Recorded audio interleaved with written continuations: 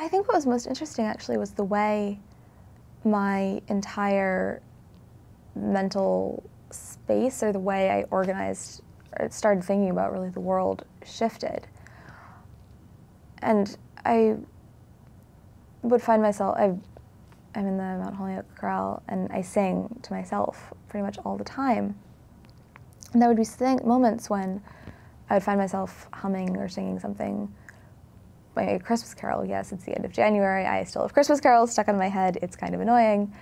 But then I would stop and think, that doesn't feel sort of quite right. And I got so much more used to thinking about sort of Eastern Europe became the center of my mental map of Europe, whereas before it had been France, Italy, two other countries, or two other languages which I've studied, sort of other histories that I've read and known patches of.